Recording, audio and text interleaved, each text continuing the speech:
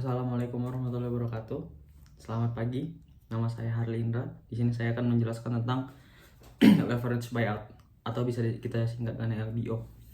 Yang pertama, definisi dan karakteristik utama. LBO ini dicirikan dengan rasio utang terhadap ekuitas yang sangat tinggi, seringkali berkisar 50 hingga 90%, yang dimana secara presentasi itu presentasi yang tinggi dari total harga akuisisi didanai oleh utang. Jadi LBO itu bisa kita simpulkan rasio ekuitas yang bersekitar 50% hingga 90% dari harga akuisisi yang kita beli atau kita akuisisi dengan utang. Pihak pengakuisisi atau financial sponsor, yaitu biasanya private equity atau PE, mereka membentuk perusahaan cangkang atau shell company atau special purpose vehicle atau SPV untuk melakukan pembelian. Mereka menjadikan ekuitas yang relatif kecil, sehingga target perusahaan itu target yang diakuisisi, dan pendanaan ulang atau leverage sendiri itu sebagian besar dana berasal dari pinjaman bank, obligasi, atau pembiayaan mezanin. Aset dan arus kas dari perusahaan target itu sendiri sering dijadikan jaminan atau agunan untuk utang ini. Jadi dari pengertian tersebut kita bisa masuk ke mekanisme kerja. Mekanisme kerjanya sendiri itu, mekanisme ini menciptakan efek pengungkit atau leverage, di mana keuntungan tinggi dapat dihasilkan dari ekuitas kecil. Jadi leverage yang dimaksud yaitu dari ekuitas yang kecil kita bisa mendapatkan keuntungan yang tinggi dengan pengungkit kecil, yang dimana pengungkit tersebut adalah ekuitas. Kita dapat mendapatkan keuntungan yang tinggi dengan cara seperti pembentukan entitas private, dengan mendirikan SPV atau perusahaan pengakuisisi, penggalangan dana. SPV meminjam dana sejumlah besar dari bank dan kelembagaan uang lainnya atau utang, dan menyuntikkan sedikit modal sendiri. Akuisisi, yang dimana akuisisi itulah SPV menggunakan kombinasi utang dan ekuitas untuk membeli seluruh saham perusahaan target. Dan integrasi adalah perusahaan target dan SPV kemudian digabungkan atau di merger. Sedangkan perbaikan operasional, yaitu tim manajemen baru seringkali didukung oleh private entity, melakukan restrukturisasi, memotong biaya, menjual aset yang tidak penting, dan meningkatkan efisiensi operasional perusahaan target untuk meningkatkan arus kas. Jadi salah satu mekanisme kerjanya itu kita memotong aset-aset yang tidak dibutuhkan untuk efisiensi operasional, agar biaya yang dihasilkan tidak terlalu banyak untuk meningkatkan arus kas. Yang keenam yaitu pembayaran utang arus kas perusahaan target, yaitu yang telah diperbaiki digunakan untuk membayar pokok bunga. Jadi arus kas yang sudah diperbaiki tadi dengan perbaikan operasional digunakan untuk membayar pokok dan bunga pinjaman dari utang LBO.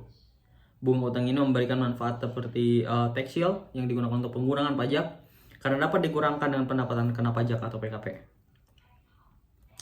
Yang terakhir, nomor 7 itu strategi keluar atau exit strateginya, yaitu setelah perusahaan target menjadi lebih efisien dan utangnya berkurang, private entity firm menjualnya biasanya dalam 3-7 tahun. Jadi setelah semua sangat efisien, setelah arus kas sudah sangat baik, jadi private entity tersebut akan dijual biasanya dalam 3-7 tahun melalui IPO. Jadi setelah perusahaan shell ini sudah sangat ideal, maka dijual dengan menggunakan IPO, penjualan strategis, penjualan ke industri lain atau ke perusahaan lain, dan penjualan sekunder, itu menjual ke PE yang lain atau private entity yang lain, dengan masing-masing tujuan, yaitu menjual perusahaan target dengan harga yang jauh lebih tinggi daripada harga beli. Jadi sesimpel kayak kita membeli sebuah barang 10.000, kita memperbaiki, kita modif dengan dana seminimal mungkin, lalu kita menjual di atas dana dari pembelian dan hasil modifikasi kita. Kenapa ini dilakukan? Itu motivasi bagi private equity, yaitu sisi keuntungan memperoleh pengembalian tinggi, disiplin utang, dan mendapatkan tax shield. Dan alasan strategisnya itu privatisasi, mengubah perusahaan publik menjadi perusahaan private untuk menghindari pengawasan regulasi, mengurangi biaya pelaporan, memungkinkan perombakan radikal tanpa tekanan pasar saham, Dan nomor 2 itu spin-off, membeli divisi atau unit bisnis yang tidak inti dari perusahaan besar. Terus yang ketiga strukturisasi, mengakuisisi perusahaan yang tidak memiliki aset berharga tetapi kurang dikelola kemudian memperbaikinya, seperti yang sudah saya jelaskan tadi. Setelah kita mendapatkan keuntungannya, kita juga bisa melihat sisi kritisnya ataupun resikonya. Yang pertama, resiko utama yaitu gagal bayar atau default atau bangkrut. Untuk resiko yang paling nyata, karena seperti yang kita lihat, perusahaan yang kita akuisisi itu gagal menghasilkan arus kas, karena perusahaan yang kita akuisisi itu belum tentu sebagus itu untuk menghasilkan arus kas, jadi rentan terhadap gagal bayar. Yang kedua itu fokus pada jangka pendek. Private ini cenderung fokus pada jangka pendek dan peningkatan arus jangka pendek, karena kita punya strategi exit yaitu 3-7 tahun. Jadi ketika pada masa itu tidak menghasilkan arus yang baik, maka rentan terjadi kegagalan bayar tadi atau default tadi.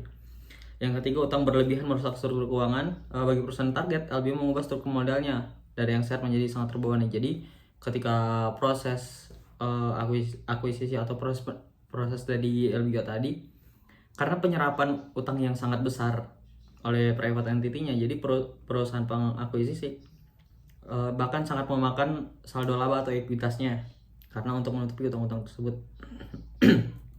Yang terakhir yaitu konflik kepentingan. Perusahaan target seringkali dijadikan mesin pembuat uang untuk melunasi utang-utang yang diambil oleh perusahaan pengakuisisi. Singkatnya, LBO bukanlah jalan pintas untuk menuju kekayaan tanpa resiko. LBO ada transaksi keuangan untuk mengandalkan asumsi pertumbuhan arus kas optimis dan membantu perusahaan dengan target yang besar. Jadi jika kita proyeksi kita meleset sedikit, maka sangat berbahaya bagi perusahaan target untuk untuk menghasilkan laba yang besar, sehingga bakal menjadi bencana dan kebarukan untuk perusahaan yang diakuisisi. Untuk kriteria ideal target LBO yaitu arus kasnya kuat stabil, aset nyata, potensi perbaikan, dan tingkat awal yang rendah. Mungkin itu saja yang bisa saya sampaikan tentang leverage buyout. Kurang lebihnya mohon maaf. Assalamualaikum warahmatullahi wabarakatuh. Terima kasih.